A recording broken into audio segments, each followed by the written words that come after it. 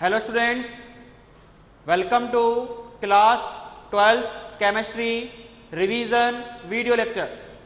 I am Mukesh Banani as chemistry teacher from Shiv Jyoti Educational Group. I hope you all are doing well at your home. Today we will discuss part 1 and part 2. Unit is 5th, it means surface chemistry. 11 alcohol, phenol and ether. Unit 12 aldehyde, ketone and carboxylic acid. Unit 13 amines. So what is the point to remember in these chapters? Out of C2H5NH2, C2H5 whole twice NH, C2H5 whole thrice N, C6H5NH2 compound, the most basic is C2H5 whole twice NH. it भी basic property का मतलब nitrogen पे जो lone pair present है उस वजह से क्या करता है, इलेक्ट्रॉन को डोनेट करता है. तो इट मीन C2H5 का क्या लगता है यहाँ पे प्लस आई इफेक्ट, जिससे नाइट्रोजन पे इलेक्ट्रॉन की डेंसिटी क्या हो जाती है, इंक्रीज हो जाती है, जिससे बेसिक कैरेक्टर इंक्रीज हो जाता है.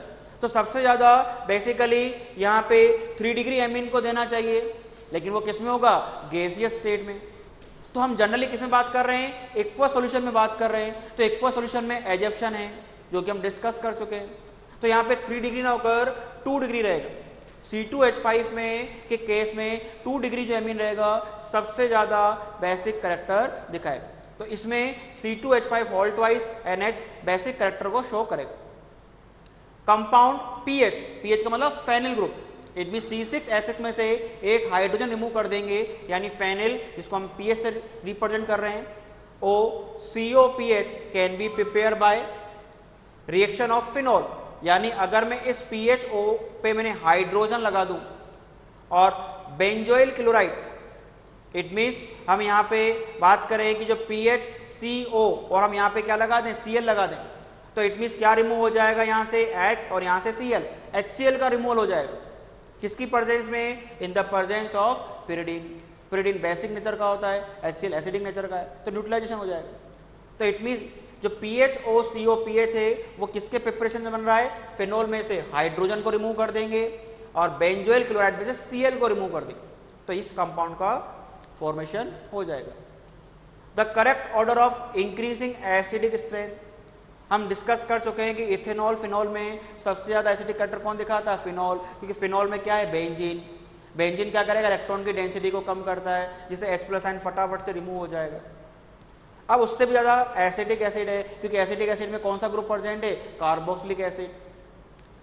अब उसके बाद क्लोरो एसिडिक एसिड, यानी हमने एसिडिक एसिड में क्लोरीन ऐड कर दिया. क्लोरीन का क्या इफेक्ट लगेगा, माइनस आई इफेक्ट, जिससे इलेक्ट्रॉन पे, ऑक्सीजन पे इलेक्ट्रॉन की डेंसिटी कम हो जाएगी, H+ आयन इससे एसिडिक एसिड से भी जल्दी रिमूव कर देगा. यानी चारों में सबसे ज्यादा एसिडिक स्ट्रेंथ कौन दिखाएगा, chloro acidic acid, due to the presence of minus I effect of chlorine. उससे कम एसिडिक एसिड क्योंकि कार्बोक्सिलिक एसिड ग्रुप प्रेजेंट है. उससे कम फिनॉल क्योंकि फिनॉल में बेंजीन प्रेजेंट है, एल्कोहल में बेंजीन प्रेजेंट है, फिनॉल, तो इट मीन्स ऑक्सीजन पे इलेक्ट्रॉन की डेंसिटी कम करेगी. और सबसे कम इथेनॉल शो करता है. वाटर से भी कम एसिडिक प्रॉपर्टी शो करता है ethanol. When methyl amine react with nitrous acid, nitrous acid means HNO2, इसकी अगर रिएक्शन कराते हैं तो सबसे पहले क्या बनता है, डाई एजो सॉल्ट बनता है. लेकिन एल्किल ग्रुप के प्रेजेंस, एल्किल ग्रुप कौन सा प्रेजेंट है, मेथिल, तो रेजोनेंस शो नहीं हो पाता, इट मीन अनस्टेबल होगा. और अनस्टेबल के बाद ये किसमें टूट जाता है, ये नाइट्रोजन गैस का इवोल्यूशन होगा. ठीक है. Next, when cyclohexane carbaldehyde react with Tollens reagent, Tollens reagent basically हम किसमें यूज करते हैं, एल्डिहाइड के टेस्ट में. एल्डिहाइड से रिएक्ट करता है और एल्डिहाइड को किसमें कन्वर्ट कर देता है, कार्बोक्सिलिक एसिड में. तो इट मीन्स ये फॉर्मूला दिया हुआ है साइक्लोहेक्सेन, ये आपको साइक्लोहेक्सेन दिख रही है. COOH की जगह हम क्या लगा देंगे, CHO, यानी कार्बेल्डिहाइड. टोलेन रिएजेंट एल्डिहाइड को किसमें कन्वर्ट कर रहा है, carboxylic acid. An organic compound contain 69.77% carbon, 11.63% hydrogen and rest oxygen. The molecular mass of compound is 86। ऐसे क्वेश्चन हम 11th क्लास में पढ़ चुके थे इंपेरिकल फॉर्मूले में। तो जो परसेंटेज होती है उसमें हम किसका डिवाइड करते हैं, उस एलिमेंट के एटॉमिक मास का। तो जो रेशो आता है वो फ्रैक्शन में आएगा, उस फ्रैक्शन को होल नंबर बदलने के लिए जो सबसे कम रेशो होता है उसका हम डिवाइड कर देते हैं। तो एक तरह का इंपेरिकल फॉर्मूला पे बेस्ड है। It does not reduce the Tollens reagent. अब टोलेंट को रिड्यूस नहीं कर पा रहा है, it mean aldehyde group present नहीं है। But form a addition compound with sodium hydrogen sulphide, it भी रिएक्ट कर रहा है, इट मींस इससे रिएक्ट हो रहा है, यानी कार्बोनिल ग्रुप तो प्रेजेंट है। कार्बोनिल का मतलब क्या है, एल्डिहाइड और कीटोन, लेकिन टोलेंट से रिएक्ट नहीं कर रहा है, इट मींस वो एल्डिहाइड नहीं है। ये कंफर्म हो गया, क्या हो गया, कीटोन प्रेजेंट है। After it give the positive iodoform test, यानी हेलोफॉर्म रिएक्शन दे रहा है। अब उस कीटोन में भी क्या प्रेजेंट है, CH3CO ग्रुप प्रेजेंट है, ये कंफर्म हो गया। It means CH3CO group present है on the vigorous oxidation to give the ethanoic और प्रोपेनोइक। तो हम जानते हैं जब इसका विगोरस ऑक्सीडेशन करेंगे तो ये बॉन्ड टूट जाएगा। तो जब बॉन्ड टूट जाएगा तो ये 2 कार्बन है, कार्बोक्सिलिक एसिड बनाना है तो OH जोड़ देंगे, और रिमेनिंग जो 3 कार्बन है उसको हम कार्बन तो चेंज करना नहीं है, बस तीसरे कार्बन पे भी हम क्या जोड़ देंगे, carboxylic acid. It mean CH3 CH2 COOH हो जाएगा, and second compound CH3 COOH, it mean पोपो फ्लूल लगेगा यहाँ। तो वो कंपाउंड कौन सा है, ये कंपाउंड आपको दिख रहा है, ठीक है। It mean ketone group present है, कीटोन में भी CH3CO, और जब ऑक्सीडेशन करेंगे तो पोपोफुल लग के जो कंपाउंड का यहाँ पे फॉर्मेशन हो रहा है, इट मींस ये कंपाउंड हम इस तरह से आइडेंटिफाई कर सकते हैं। फिर भी अगर ये क्वेश्चन आपको समझ में नहीं आए ये पॉइंट, तो ये हमारे एक्सरसाइज क्वेश्चन नंबर 19 में आप देख सकते हो, unit number 12। In the following reaction ROH plus HCl in the presence of ZnCl2, हम जानते हैं इसका एक स्पेशल नेम है लूकास रिएजेंट।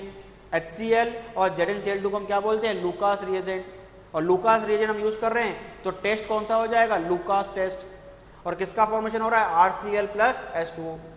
तो बेसिकली इस रिएक्शन में कौन सा बॉन्ड टूटता है, RO वाला। एल्कोहल की जो केमिकल प्रॉपर्टी गिवन है वहां 2 तरह की केमिकल रिएक्शन दी हुई है, जिसमें एक RO बॉन्ड का ब्रेकिंग हो और एक जिसमें OH बॉन्ड का ब्रेकिंग हो। तो आप NCERT में देख सकते हो ये जो रिएक्शन है इसमें कौन से बॉन्ड का ब्रेकिंग हो रहा है, RO बॉन्ड का, यानी क्या बनेगा यहाँ पे R पे प्लस चार्ज आएगा, कार्बोकेटाइन का फॉर्मेशन होगा। और हम जानते हैं कार्बोकेटाइन में सबसे ज्यादा स्टेबल कौन रहता है, 3 डिग्री। तो जो स्टेबल होगा वही तो प्रोडक्ट बनाएगा।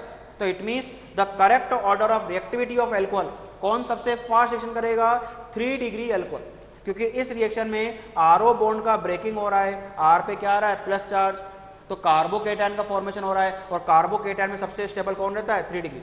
तो प्रोडक्ट भी यही बनाएगा, उससे कम 2 डिग्री अल्कोहल, उससे कम क्या रहेगा, 1 degree alcohol. After it phenol are more acidic than ethanol, ये तो हमने अभी डिस्कस कर लिया। रीजन क्या है, phenoxide ion is stabilized by the resonance, तो रेजोनेंस इफेक्ट लग जाएगा। एग्जाम्पल ऑफ सॉलिड फॉर्म, ये हम 9th क्लास में पढ़ चुके हैं। फॉर्म का मतलब क्या रहता है, ये एग्जाम्पल है कोलाइड का। कौन सा एग्जाम्पल है, जिसमें डिस्पर्स फेज यानी सोल्यूट लाइक कंपोनेंट क्या रहता है, गैस रहता है, और डिस्पर्जन मीडियम यानी सॉल्वेंट लाइक कंपोनेंट, आप सॉलिड भी ले सकते हो और लिक्विड भी ले सकते हो, लेकिन स्पेशल दिया हुआ है सॉलिड फॉर्म, यानी ये कंफर्म हो गया कि डिस्पर्जन मीडियम सॉलिड ही लेना है, और डिस्पर्स फेस ये तो कंफर्म है गैस ही लेना है। तो उसका एक एग्जांपल क्या है, प्यूमिस स्टोन। नेक्स्ट हम देखें for the following conversion, it mean इस रिएक्शन को देखें तो स्टार्टिंग के जो 4 कार्बन है उसमें कोई चेंजेस नहीं हो रहा है, लेकिन उसके बाद आप देखो COCH3 वो किस में कन्वर्ट हो गया, COOH। तो CH3CO वाली रिएक्शन यानी हेलोफॉर्म, CH3CO में चेंजेस हो रहा है, इसमें CH3 रिमूव हो गया, OH आ गया, यानी हेलोफॉर्म रिएक्शन की बात कर रहे हैं। अब हेलोफॉर्म में यहाँ पे सुटेबल रिएजेंट हम क्या यूज कर रहे हैं, I2 और NaOH। तो वहाँ NCERT में इसका सोडियम सोल्ट बना हुआ है, तो डजंट मैटर, हम OH भी लिख सकते हैं और ONA भी लिख सकते हैं। और ये जो CH3 है वो क्या बनाएगा, हेलोफॉर्म बनाएगा। I2 ले रखा है तो आइडोफॉर्म बनाएगा, CHI3। The presence of converting alkyl halide into alcohol, it means हम हैलाइड को यानी हेलोजन ग्रुप को रिमूव कर रहे हैं, OH को ऐड कर रहे हैं, तो कौन सी रिएक्शन होगी, सब्स्टिट्यूशन रिएक्शन। हमने पढ़ा था यूनिट 10 में भी, जो हेलो एल्केन हेलो एरिन में जो हेलो एल्केन है वो कौन सी रिएक्शन दिखाती है, सब्स्टिट्यूशन, SN1 SN2, तो it means basically substitution reaction. The compound will give the butanone on the oxidation, यानी प्रोडक्ट है ब्यूटेनॉन, 4 कार्बन है और सेकंड पोजीशन पे क्या लगा हुआ है, ऑक्सो ग्रुप लगा हुआ है, विद द एल्कलाइन KMnO4, यानी KMnO4 ने इसका ऑक्सीडेशन किया है, और ऑक्सीडेशन का मतलब क्या होता है, रिमूवल ऑफ हाइड्रोजन या एडिशन ऑफ ऑक्सीजन। तो यहाँ क्लियर मालूम पड़ रहा है ब्यूटेन 2 ऑल का मतलब एल्कोहल कहाँ प्रेजेंट है, सेकंड पोजीशन पे, तो सेकंड पोजीशन से हम क्या रिमूव कर देंगे, OH में से H को रिमूव कर देंगे, हाइड्रोजन को, तो किसका फॉर्मेशन हो जाएगा, ब्यूटेनॉन का।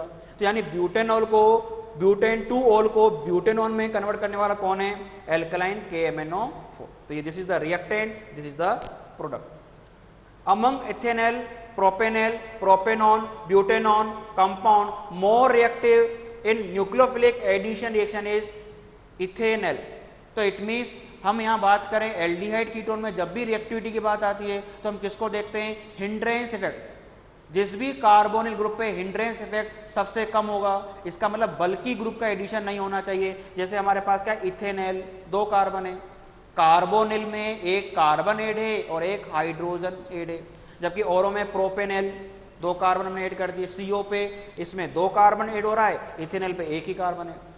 अब प्रोपेनॉन, ये तो फिर कीटोन हो गया, दोनों तरफ बल्कि ग्रुप आ गया, ब्यूटेनॉन में भी कीटोन हो गया, दोनों तरफ बल्कि ग्रुप आ गया, तो सबसे कम हिंड्रेंस इफेक्ट किसमें लगेगा, इथेनॉल में। तो जिसमें सबसे कम हिंड्रेंस इफेक्ट लगेगा वही सबसे ज्यादा रिएक्टिव रहेगा न्यूक्लियोफिलिक एडिशन रिएक्शन में, क्योंकि एडिशन कहाँ पे होगा, कार्बोनिल ग्रुप पे, CO ग्रुप पे। अटैक कौन करेगा, न्यूक्लियोफाइल। न्यूक्लियोफाइल क्या है, electron rich species. Monochlorination of toluene, what is the formula of toluene, benzene पे हम क्या लगा दें, CH3 लगा दें, तो this is the toluene.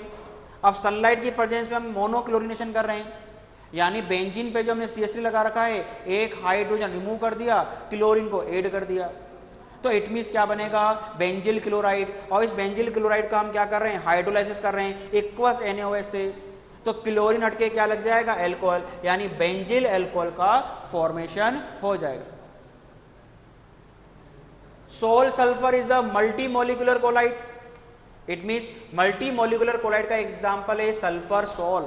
Soul किसको इंडिकेट करता है, बेसिकली कोलाइड को। अब यहाँ पे वर्ड आ रहा है मल्टी मोलिकुलर, यानी मॉलिक्यूल मल्टी, यानी बहुत सारे मॉलिक्यूल आपस में एग्रीगेट होंगे, एसोसिएट होंगे और इनकी पार्टिकल की साइज कोलाइड की रेंज की आ जाएगी, तो इसका एग्जाम्पल है sulphur sol. It is essential to wash the precipitate with water before estimating it quantitatively because some ion get adsorbed on the surface of the precipitate।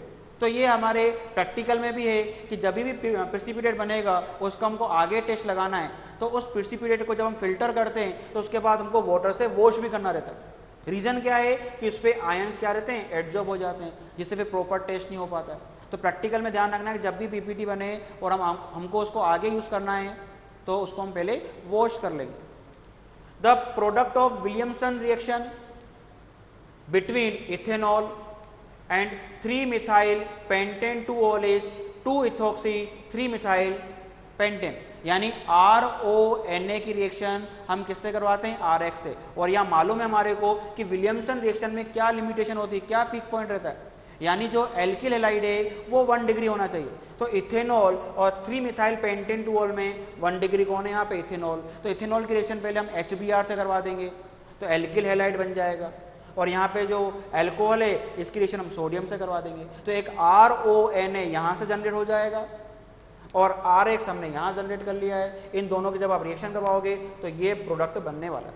और फिर भी अगर ये आपको पॉइंट समझ में नहीं आ रहा है तो ये हमारे इंटेक्स का ही क्वेश्चन है, intake question number 10 unit 11, number of isomeric alcohol of molecular formula C5H12O, यानी एल्कोहल का ही हमको यहाँ पे आइसोमर बनाने। तो टोटल कितने आइसोमर बनाएंगे, ये 8 बनाएंगे। ये हमारे एक्सरसाइज का क्वेश्चन नंबर 3 का पार्ट फर्स्ट है, यूनिट 11।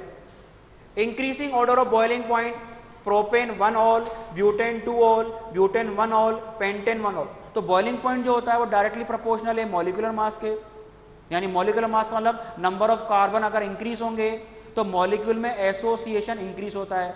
जिससे बॉइलिंग पॉइंट इंक्रीज हो जाता है। तो यहाँ सबसे ज़्यादा मालूम पड़ रहा है पेंटेन 5 कार्बन है, उससे कम 4 कार्बन ब्यूटेन। अब ब्यूटेन में 2 केस हैं, ब्यूटेन 1 ऑल और ब्यूटेन 2 ऑल। तो जो बॉइलिंग पॉइंट है मॉलिक्यूलर मास के तो डायरेक्टली प्रोपोर्शनल है, लेकिन नंबर ऑफ ब्रांचेस के इनवर्सली प्रोपोर्शनल है। तो ब्यूटेन 2 ऑल में क्या हो रहा है, ब्रांच निकल रही है, तो इससे ब्यूटेन 1 ऑल से कम बॉइलिंग पॉइंट कौन शो करेगा, ब्यूटेन 2 ऑल, और सबसे कम कौन शो करेगा, प्रोपेन 1 ऑल, क्योंकि 3 ही कार्बन है। ठीक है, तो this is the physical property. Among the benzyl alcohol, cyclohexanol, phenol, metachlorophenol, the most acidic is metachlorophenol। तो सबसे ज्यादा प्रॉपर्टी कौन दिखाएगा यहाँ पे, मेटाक्लोरो, क्योंकि हम जानते हैं एल्कोहल और फिनॉल में कौन ज्यादा एसिडिक प्रॉपर्टी दिखाता है, फिनॉल दिखाता है। तो यहाँ पे बेंजिल एल्कोहल, साइक्लोहेक्सेनॉल तो दिखाएगा नहीं, सबसे ज्यादा की बात कर रहे हैं तो 2 ऑप्शन है, फिनॉल और मेटाक्लोरोफिनॉल। तो मेटाक्लोरोफिनॉल में क्या रहेगा, क्लोरीन का माइनस आई इफेक्ट लगेगा, जिससे ऑक्सीजन पे इलेक्ट्रॉन की डेंसिटी कम हो जाएगी, फटाफट से रिमूव कर देगा H+ आयन में। ओके स्टूडेंट, तो I hope you understood this part very well. I will suggest you that go through by NCERT book. Thank you students.